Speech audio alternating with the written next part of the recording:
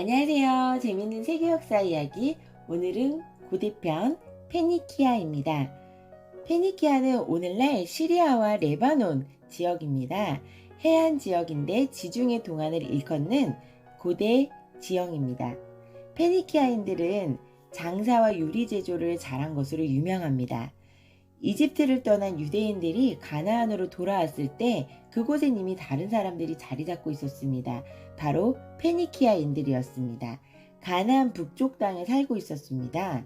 그들은 고대 세계의 가장 뛰어난 항해사였습니다.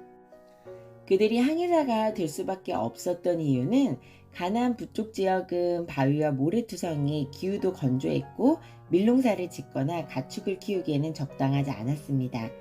또한 풀도 부족했고 이 지역은 가파른 바위산으로 둘러싸여 있어 들어가기도 나가기도 힘든 곳이었습니다. 그래서 페니키아 사람들은 바닷가로 배를 끌고 가서 지중해를 항해하면서 상인이 되었습니다.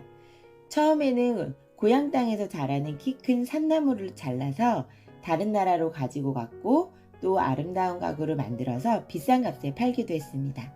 소금에 말린 생선과 술을 놓은 천도 내다 팔았고 지중해 연안을 항해하면서 주석이나 다른 광석들을 채취할 수 있는 적당한 장소를 계속해서 찾아다녔습니다. 페니키아 사람들은 유리 만드는 기술로 매우 유명합니다. 고대에 유리 만드는 일은 굉장히 시간도 오래 걸리고 많이 복잡했습니다. 과정을 잠시 이야기를 드리자면 나무를 태운 재에 물을 부어서 걸러서 잿물이라고 부르는 특수한 화학물질을 만들어냈습니다. 그리고 이 잿물을 순수한 모래와 섞어서 뜨거운 불에 녹였는데 이때 당시 모래를 녹일 만큼 뜨거운 불을 얻기 위해서는 많은 노예들이 몇 시간 동안 풀무라고 하는 특별한 기구를 이용해서 불이 팔팔 타오르게 했습니다. 모래가 녹아서 잿물과 섞이면 틀에 부었고 모래와 잿물의 혼합물이 식어서 딱딱해지면 그때 반짝거리는 유리가 되었습니다. 페니키아 사람들은 혼합물에 때로는 빨강, 노랑, 노란색의 염료를 넣어 생유리를 만들기도 했고 실로 틀을 감아 실무늬가 있는 유리 또는 금이나 보석을 박은 유리 등을 만들었습니다. 물론 다른 고대 사람들도 유리를 만들었는데 페니키아 사람들은 특별한 기법을 발명했습니다. 비눗방울 놀이를 해본 적이 있으시죠? 빨대 끝에 비눗물을 담갔다가 입으로 후 불어서 방울을 만드는 놀이예요. 페니키아 유리 제조업자들은 그 같은 방법으로 뜨거운 액체 유리를 가지고 특별한 형태의 유리를 만들었습니다. 유리 제조업자는 유리가 완전히 굳어지기 전까지 유리를 늘릴 수 있기 때문에 긴 모양, 얇은 모양, 꽃 모양 등 다양한 유리를 만들어낸 최초의 사람들입니다. 마지막으로 유리를 식힌 뒤 조심스럽게 파이프로 잘라내면 이 유리는 고대의 어떤 다른 유리보다도 아름답고 비쌌습니다. 그래서 지중해 주변의 사람들은 페니키아 사람들이 만든 유리를 매우 좋아했습니다. 또한 페니키아 사람들은 양털을 염료에 담가서 진하고 아름답게 만드는 자주색, 이 양털을 팔았는데요. 옷값은 굉장히 비쌌습니다. 자주색 망토를 하나 사기 위해서는 1년 동안의 봉급을 모두 내놔야 되니까 결국에 이 자주색은 왕족의 색이라고 불렸습니다. 왕들만이 그런 옷을 입을 여유가 있었기 때문입니다. 페니키아인들은 지중해 연안 구석구석을 항해하고 다녔습니다.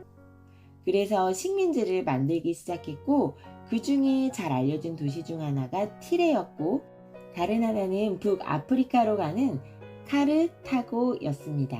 처음에 카르타고는 아주 작은 마을에 불과했지만 다른 나라의 상인들이 상품을 팔기 위해 몰려들면서 크고 번화한 도시로 성장했습니다. 카르타고에 최초로 정착했던 페니키아인은 누구인지 잘 모르지만 나중에 베르길리우스라는 고대 로마 시인이 카르타고 도시의 건설에 대해 유명한 이야기를 남겼습니다. 디도는 페니키아의 공주로 티레 왕의 동생이었습니다. 엄청난 부자랑 결혼해서 궁전에서 살고 있었습니다. 그런데 오빠인 티레 왕이 이 디도의 남편의 재산을 탐낸 겁니다. 그래서 그는 그 남편을 죽였습니다. 오빠가 남편을 죽이자 너무 겁에 질린 디도는 친구들과 함께 한밤중에 배를 타고 티레를 떠나게 됐습니다. 그래서 그들은 바닷가에서 멀리 떠나 다시는 돌아오지 않았는데 마침내 육지를 발견했습니다. 저기 해변으로 가서 새 도시를 건설하자. 그렇게 해서 육지를 향해 노를 저었는데 정착하려는 땅에는 이미 많은 사람들이 살고 있었습니다. 디도는 바로 그 자리에 새 도시를 건설하고 싶었습니다. 바다 가까이에 살면 다른 배들이 도시로 와서 그녀와 무역을 할 수 있었기 때문입니다. 그래서 디도는 그 땅 주인에게 소 가죽으로 덮을 만큼의 땅만 파세요. 그랬고 주인은 알겠다고 했습니다. 디도가 서 있는 땅 정도의 넓이밖에 안 될 거라고 생각했거든요. 그런데 디도는 아주 날카로운 칼로 황소 가죽을 실처럼 가늘고 기다랗게 잘랐습니다. 그래서 그 조각을 끝에서 끝까지 넓게 펼쳐 넓은 땅을 차지할 수 있도록 했고, 결국 땅 주인은 자신이 한 약속 때문에 그 땅을 팔았습니다. 디도와 친구들은 그 땅에 탑을 세우고 그 탑을 황소의 가죽이라고 불렀습니다. 탑을 중심으로 정착해서 카르타고라는 도시가 세워졌고 전 세계의 배들이 그들과 상품을 사고 팔기 위해 카르타고로 몰렸습니다. 카르타고는 강력한 도시 중 하나가 되었습니다. 네, 오늘은 이렇게 해서 페니키아가 고대시대에 가장 뛰어난 항해사였고 또 무역을 했었고 카르타고는 새로운 도시가 건설됐다는 고대 도시에 대해 이야기했습니다. 네, 다음 장에서는 아시리아의 중흥에 대해서 또 이야기 나누도록 하겠습니다. 끝까지 시청해 주셔서 진심으로 감사합니다.